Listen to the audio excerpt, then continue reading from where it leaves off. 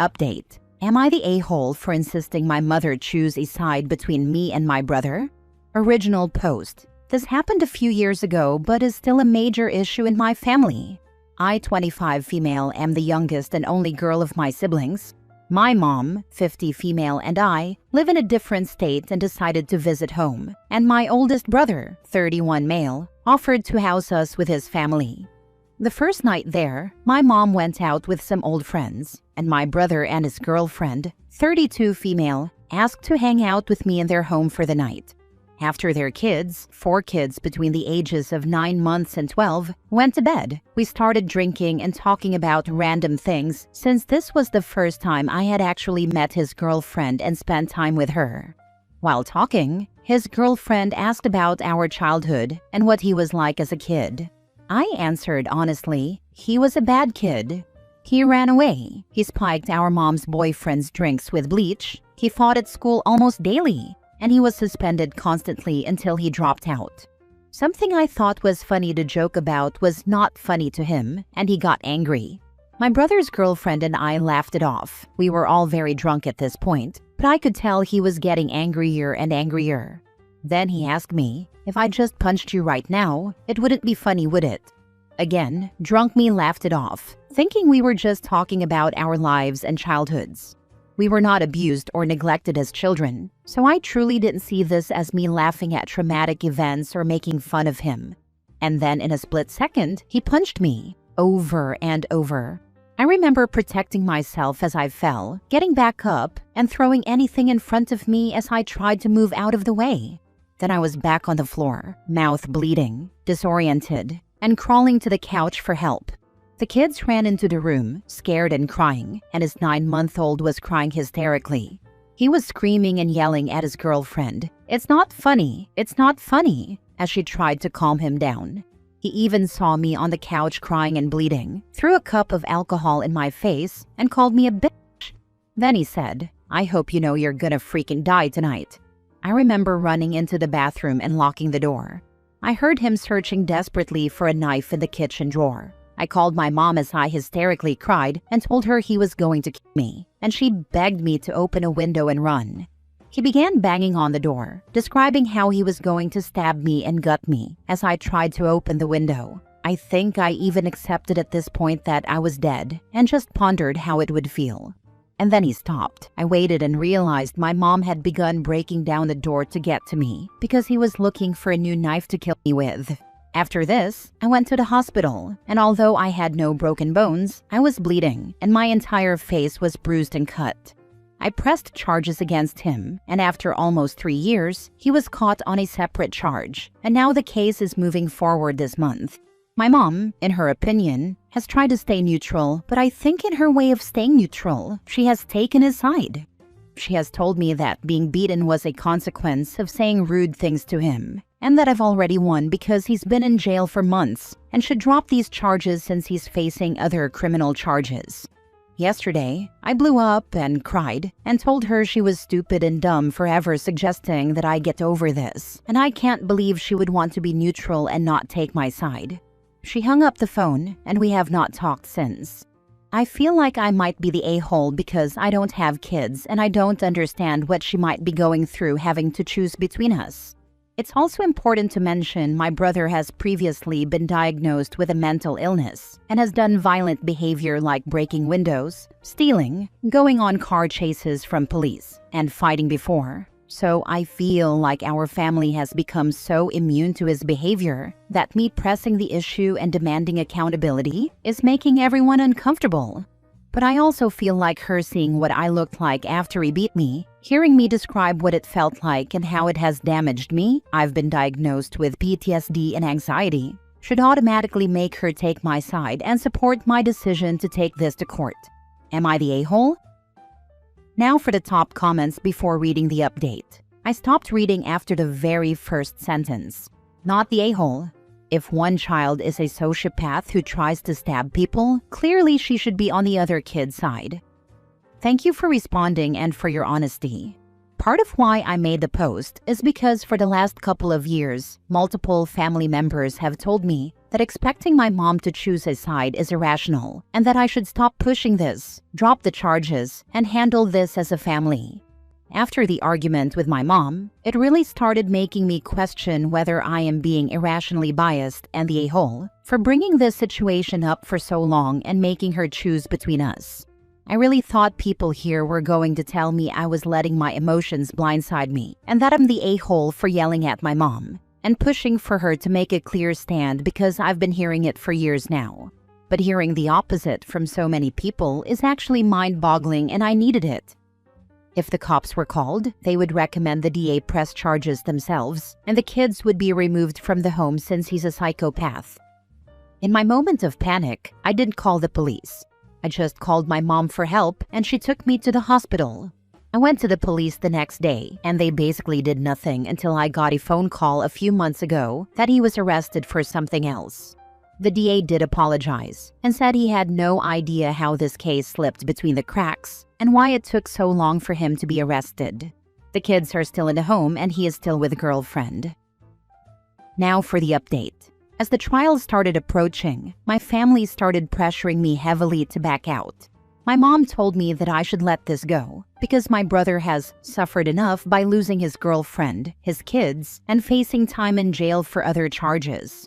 She says I'm pushing too hard, and that my testimony will send him to prison rather than letting him finish his time in jail, even though I didn't ask for jail time. I requested a plea deal that focused on probation, a mental health evaluation, and mandatory medication adherence. I just wanted him to get help, and even that was too much. She also told me I'm contributing to what Black men go through, which feels incredibly manipulative, considering she has never once asked me what I need to heal or how this has affected me.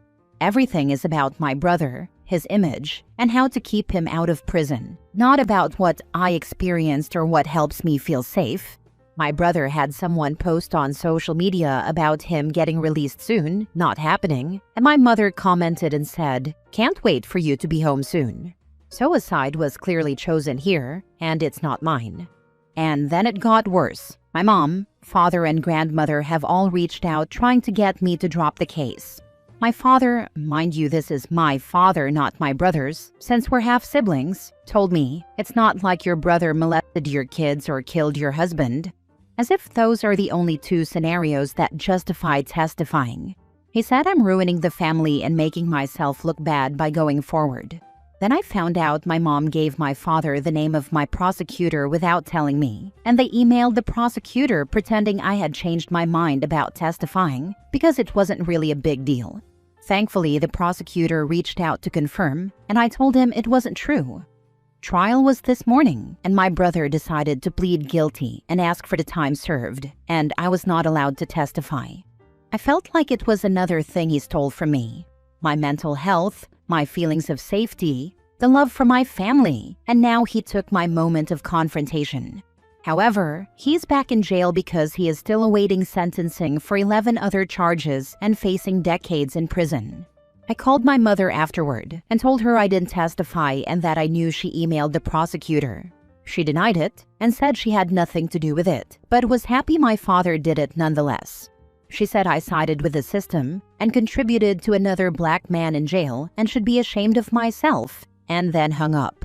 I texted her and said I still loved her and that I wished one day we could go back to being best friends again because I miss her. She hasn't responded. So much for neutral, right? Thank you for all the kind words and to everyone who told me they had been through something similar. My brother has taken so much from me, and I feel alone, defeated, and empty. Part of me is happy this is over, but the cost of losing my family is something I never even considered when he attacked me 3 years ago. I don't know how I will pick up the pieces or get through this immense sadness, but I will try. How awful. Did he have other charges against him unrelated to what happened to you? Yes, he has about 11 other charges unrelated to me, including having a weapon as a felon. Actually, he never even went to jail for my charges until this year when he was caught on the other charges, and they realized he had a warrant for his arrest for almost 3 years that they did nothing about. So even if you agreed not to testify, he would still be going to prison, it sounds like. Not to mention, you can't just drop charges. That's in the hands of the prosecutor. Are they blaming you for everything? I'd get far away from your family. They suck. I'm so sorry this happened to you. I confirmed before court that my testimony wouldn't have any impact on the other charges, and I was told that the other charges were so severe that it was unlikely a judge would even care about what happened today. And even then, that wasn't enough reassurance for my mother. She said it didn't matter that I didn't actually testify, but wanting to is the same as actually doing it.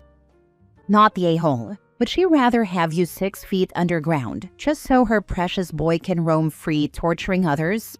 Does she realize he will hurt you or someone else again? Yes. He does have a history since his childhood of being violent, and he will absolutely hurt someone again if he is released. And considering how they are treating you now, you might not be able to survive his next attack.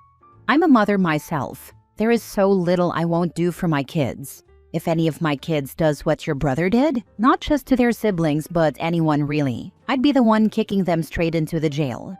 Your mother doing him a disservice by downplaying his behavior. And she is a horrible person, and you are better off without her.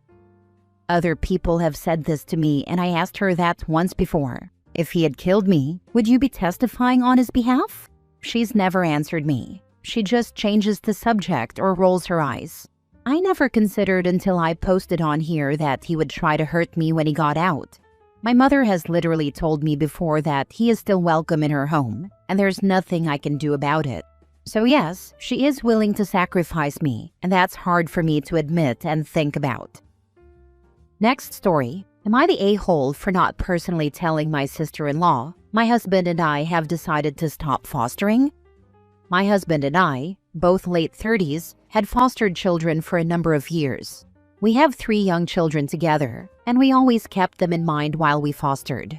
We made sure to limit the number of kids we fostered at a time, so nobody was displaced. 5 years ago, we had a lovely 2-year-old boy placed in our care. We were told he was likely going to be adoptable in the coming years, and were asked if we would be interested. We were absolutely on board with this if it should ever happen. 3 years into fostering him, we were told that his biological mother was agreeing to give up all parental rights and allow him to be adopted.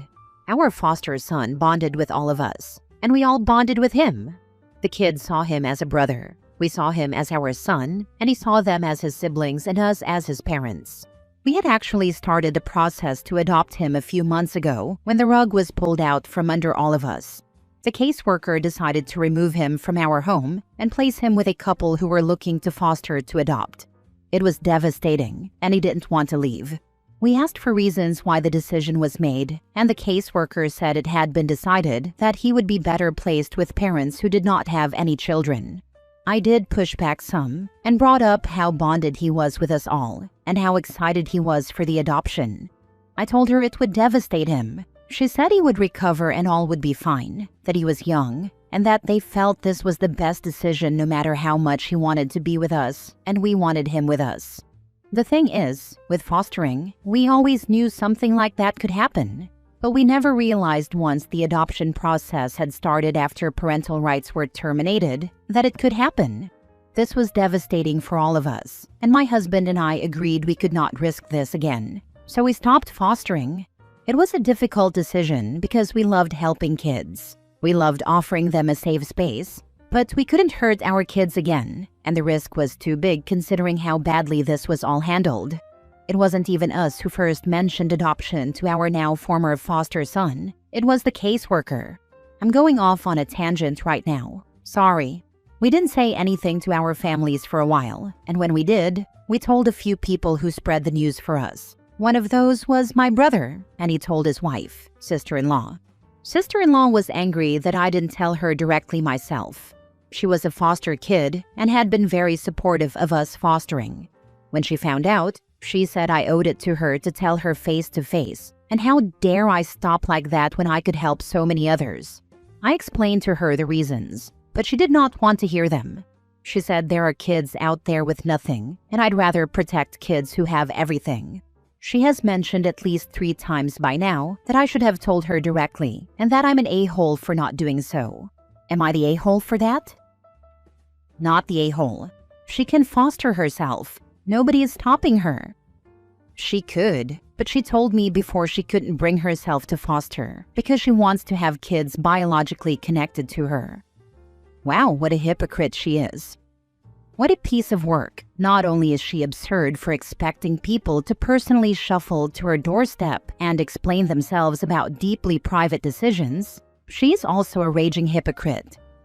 So sorry for your family's loss when the adoption process was stopped by the caseworker. That does not sound like the child's best interests were prioritized. Your sister-in-law might have strong feelings about fostering since she was a foster child, but she sounds very reactive and presumptuous to be so adamant that you should have told her directly. Why does she think you owe her an explanation? She sounds ridiculous. You and your husband are making the decisions that are right for your family. It's really not your sister-in-law's business. You are not the a-hole. I don't think so, and neither does my husband. It really shook our faith in the system, given he was settled and happy with us, and excited to be adopted and had been told, only for him to be taken away and we couldn't do anything to stop it. Last story. Am I the a-hole for refusing to adopt my niece after my sister died? I, 34 female, have 5 children, ranging from 3 to 14. My husband and I are financially comfortable. We have a big enough house, savings, and stable jobs. We've worked really hard to build this life. And while it's a blessing, it also means we're constantly juggling a full schedule. Between school activities, appointments, emotional check-ins, and just day-to-day parenting of 5 kids, I often feel like I'm running on fumes.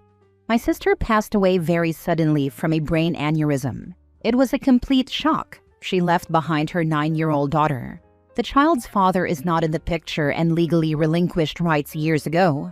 Now the question of who will raise her has landed on my lap. CPS reached out to ask if we'd be willing to adopt her. We have the room, we have the money.